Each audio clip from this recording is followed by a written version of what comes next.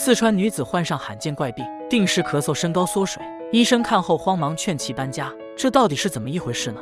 眼前的女子就是我们今天的主人公白大姐。别看她如今憔悴不堪，身上脸上都是白斑，但其实10多年前她也是个漂亮时尚的都市女白领。之所以变成如今这样，全是拜她身上的怪病所赐。自10年前开始，白大姐忽然患上了咳嗽的毛病。咳嗽这种疾病很常见，起初白大姐也没放在心上，以为过几天就能好。不料这一咳就是整整10年。白大姐发现，她每次咳嗽都是在上午10点左右，下午、晚上从来没咳过一声，而且她的咳嗽还是干咳。每次咳完，她都感觉自己就像是虚脱了一样。这些年，她看遍了医生，各种镇咳类的药物几乎都试了一遍，可惜却是一点效果也没有。随着时间的推移，她的病也越来越重。让人感到不可思议的是，随着咳嗽的加重，她的身高竟然也缩水了，从之前的1.56米降到了1.49米。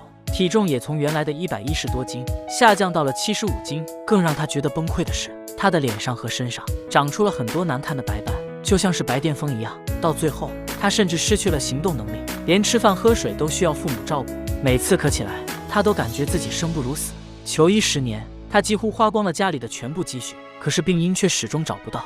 白大姐为此十分崩溃，绝望之时，她一度想到了轻生，可每次站到楼上，她又没有勇气跳下去。病痛和心理的双重折磨让白大姐的情况越来越糟糕。渐渐的，她的听力也出现了障碍，不仅听不清别人说话，甚至连自己说话都听不到。抱着最后的希望，家人带她来到了成都的一家医院做检查。不料医生看到检查结果后，医生极为震惊，白大姐竟一下子被检查出了3种罕见病。女子定时咳嗽、身高缩水。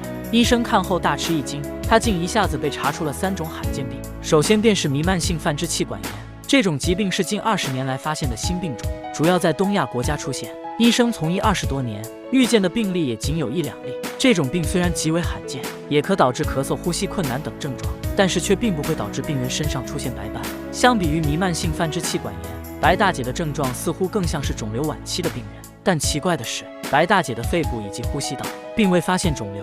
为了弄清楚白大姐的病因，医院血液科和胸外科的专家连同呼吸科的专家一起对白大姐进行了会诊。根据检查结果，白大姐除了弥漫性泛支气管炎外，还患有重度贫血。正常人的血色素大约是12到13克，但白大姐的血色素却只有4克，相当于正常人下限的1/3。医生怀疑她可能还患有某种罕见的血液疾病。通过询问，医生得知白大姐的父亲患有再生障碍性贫血，姑姑则被确诊为了骨髓增生异常综合征，所以白大姐很有可能患有某种血液遗传病。除此之外，白大姐的体内还查出了一种极为罕见的病菌，名为鸟孢类分子杆菌。这种病菌存在于大自然中，对于免疫系统正常的人来说无关紧要，但是免疫系统不正常的人一旦感染，就会引起多个组织或脏器的感染。经过询问，医生得知白大姐此前一直在做销售工作，为了工作方便，就在单位附近租了房子住。她住在6楼顶楼，6楼空气干燥，按理来说是很适宜居住的。不过邻居却在天台上养了一群鸽子，一开窗就能闻到一股粪便的异味。医生当即意识到，这群鸽子就是导致她感染鸟孢类分子杆菌的罪魁祸首，于是慌忙建议她搬家。这3种疾病都极为罕见，寻常一个人身上出现1种的概率都微乎其微。如今白大姐的身上一下子聚集了3种，简直就是世所罕见。本以为知道了这3种罕见病，只要针对性的采取措施，白大姐的疾病就能好转。但令人意外的是，白大姐的咳嗽怪病根本就不是这3种疾病导致的。女子定时咳嗽、身高缩水，不料竟一下子被查出了3种罕见病。更令人绝望的是，这3种罕见病竟都不是导致她咳嗽的原因。首先，弥漫性泛支气管炎已经被排除。其次，经过检测，白大姐的家族基因检查报告显示，她父亲身上携带的基因是一个会导致球形红细胞增多膨大的基因，但白大姐的红细胞数量却是在减少，说明她虽然携带这个基因，但却并未发病。家族遗传基因突变的因素也就被排除了。